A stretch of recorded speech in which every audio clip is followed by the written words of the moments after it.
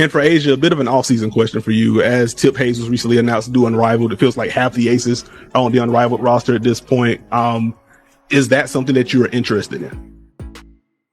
Interested? I'm not gonna completely cut it out because you never know. Caitlin Clark has quickly become a major figure in women's basketball, revolutionizing the game and drawing in a new wave of fans. However, her rapid rise hasn't been without criticism, particularly from WNBA superstar Aya Wilson. Wilson's recent comments have sparked widespread attention as she questions Clark's role in the sport. This criticism has ignited a debate about whether Clark's success is purely based on her skills or influenced by other factors. Clark's rise has drawn skepticism from media personalities and WNBA players alike. Some question if her popularity extends beyond her talent on the court. When a player as influential as Wilson speaks out, it makes people take notice. This discussion explores the criticism Clark faces, not just from Wilson, but from other prominent players in the league.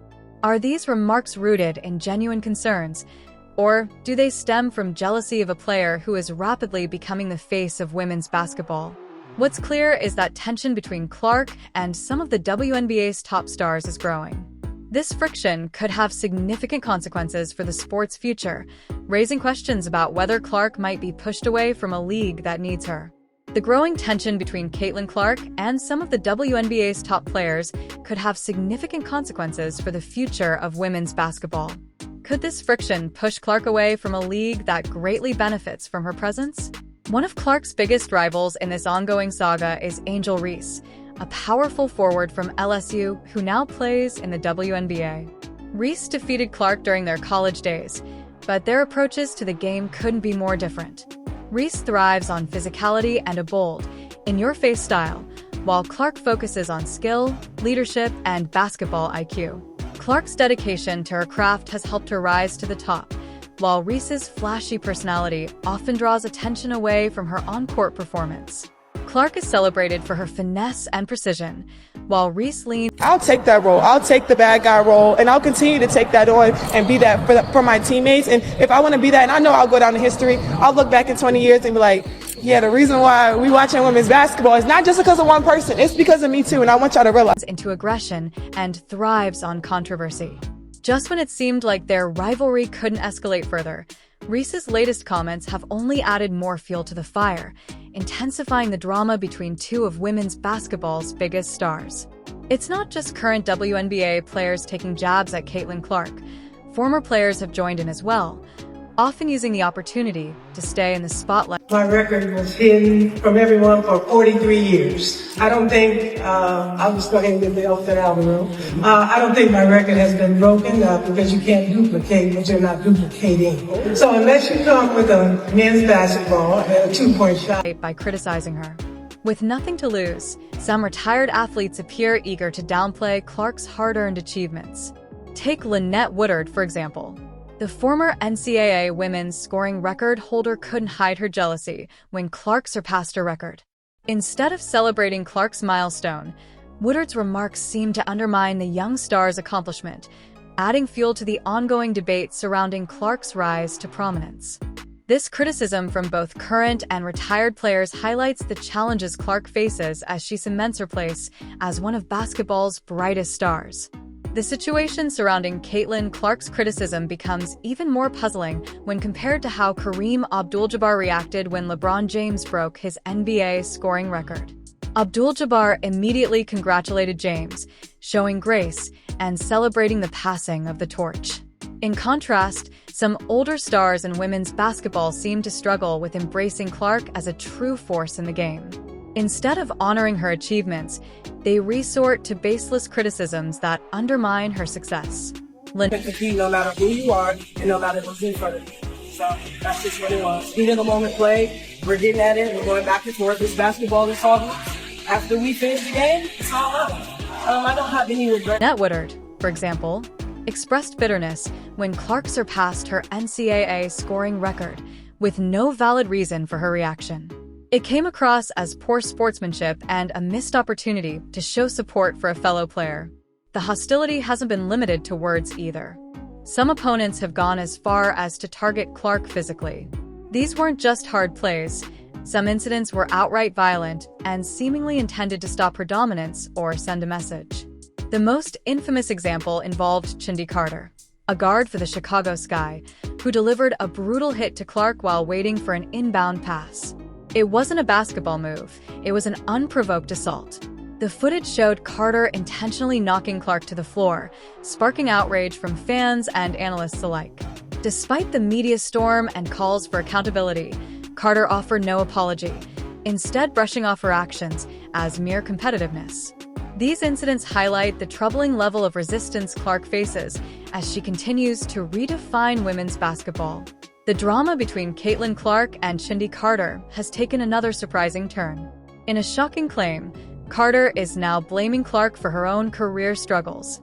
She argues that the rival Caitlin has the ability to make up to $500,000 just in WNBA wages this year. So, of course, they're just looking at a base which is collectively bargained. And actually, it's low because she's the #1 pick. She'll make a little more than that. But she also has millions and millions of dollars of endorsement. And the hate she's faced since their infamous clash have overshadowed her career goals. According to Carter, Clark's rise to stardom wasn't just about her success. It also left no room for others like herself. Carter explained that constant comparisons and relentless criticism made her feel erased and took a toll on her mental and professional well-being. However, Carter's perspective seems far-fetched.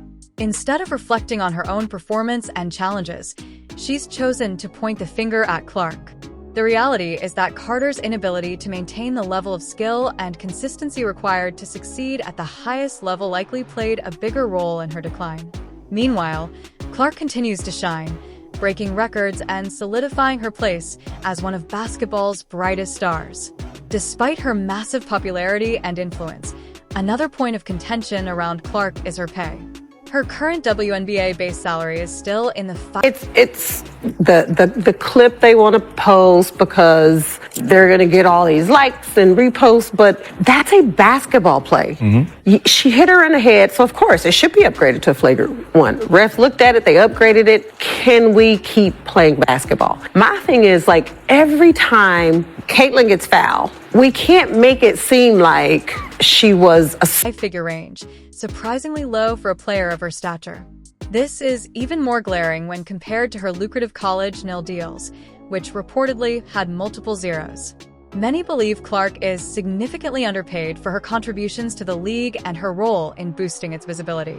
However, WNBA Commissioner Kathy Engelbert doesn't seem to agree with the widespread criticism regarding Clark's salary. Engelbert has yet to take action to address the pay disparity, fueling ongoing discussions about how the league compensates its biggest stars and whether it's doing enough to retain top talent like Clark. Caitlin Clark has the potential to earn up to $500,000 in WNBA wages this year when bonuses and incentives are factored in.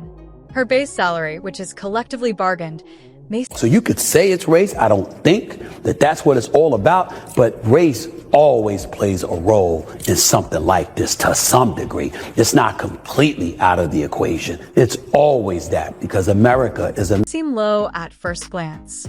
However, as the league's #1 pick, she's set to earn slightly more than the standard base amount for most players.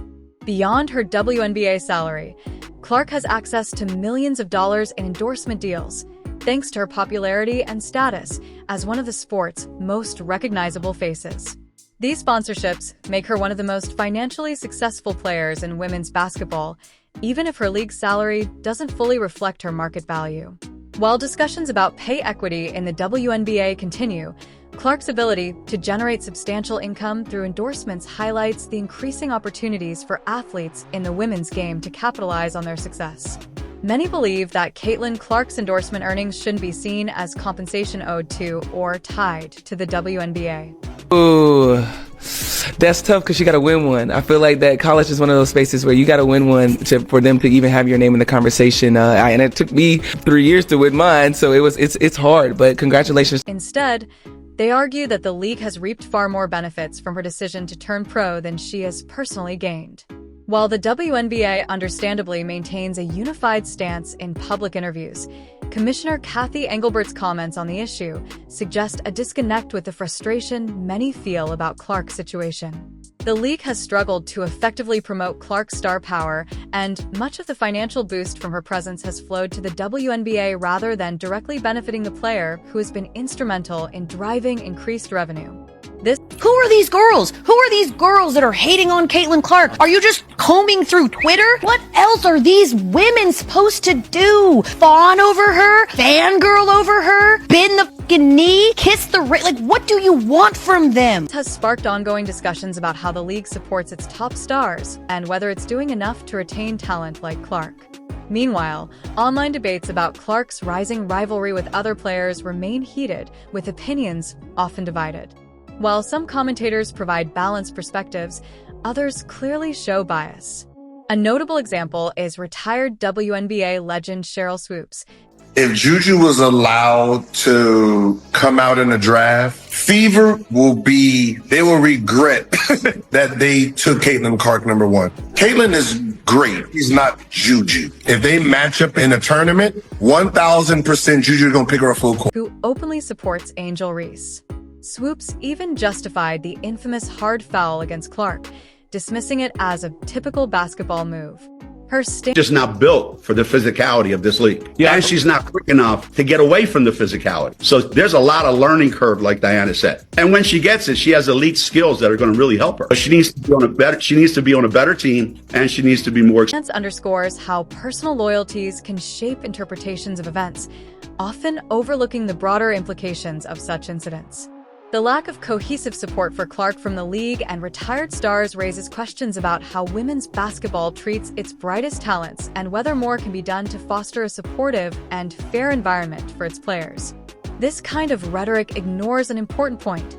Caitlin Clark is often the one ending up on the floor during tough plays, like her encounters with Chindy Carter and Angel Reese. Some try to attribute this to her physical build or a supposed lack of toughness. However, such arguments risk perpetuating racial stereotypes, drawing on outdated black versus white narratives that were prevalent in men's basketball years ago and still resurface occasionally in discussions of race in American sports. When it comes to addressing these issues, few figures command more respect than ESPN's Stephen A. Smith. Known for his bold opinions and animated style, Smith took a surprisingly balanced and thoughtful approach when discussing the contrasting playing styles of Caitlin Clark and Angel Reese. He acknowledged the tension but avoided oversimplifying the situation, instead focusing on their respective strengths and how their differences contribute to the growing visibility of women's basketball. Smith's take highlights the importance of moving beyond divisive stereotypes and appreciating players for their unique talents and contributions to the game.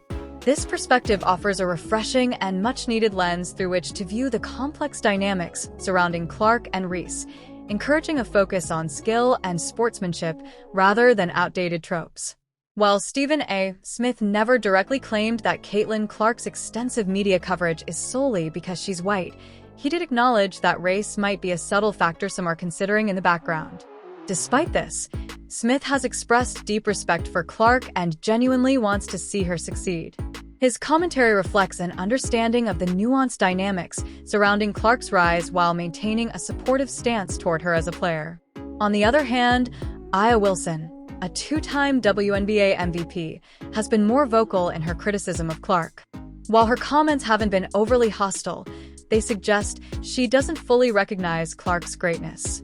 For example, Wilson dismissed the idea of Clark being the greatest college player ever, citing her lack of championship titles as a reason. However, let's be honest, this debate isn't really about championships. It's more about the discomfort some established stars feel when a new player like Clark rises to the top and threatens to outshine them.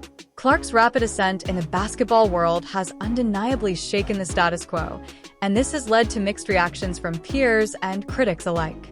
Whether rooted in rivalry, skepticism, or simple resistance to change, the criticism Clark faces underscores the challenges of breaking through in a competitive and evolving sport. Aya Wilson hasn't stopped voicing her frustration with Caitlin Clark. This time, she criticized Clark's decision to decline an offer from a rival league. Wilson claimed she was offered more money than Clark, but still argued that Caitlin shouldn't have been given the offer in the first place. According to Wilson, Clark isn't ready for the big stage, and she believes it was a mistake for the WNBA to treat her as though she is. These harsh and unwarranted remarks from a player of Wilson's caliber are surprising, especially given Clark's consistent excellence on the court. Throughout her career, Clark has proven her ability to perform at the highest level, making Wilson's criticisms seem unnecessarily harsh. This ongoing tension highlights the challenges faced by rising stars like Clark as they navigate the expectations and rivalries in a competitive league. This latest move by Aya Wilson shows just how far she is willing to go to put Caitlin Clark down, and it reflects poorly on her. The rivalry between the two has clearly taken a more personal and petty turn, with Wilson's comments coming across as unnecessarily harsh. ESPN anchor Elle Duncan also entered the fray, passionately defending established WNBA stars. Duncan argued that veterans like Wilson deserve the spotlight and shouldn't have to share it with a newcomer like Caitlin, who hasn't yet fully proven herself at the professional level. These sentiments reflect the ongoing tension between established stars and rising talents in the league. While Clark continues to break records and make her mark, some veterans seem resistant to sharing the stage with the next generation of players, fueling further debate about legacy, respect, and the future of women's basketball.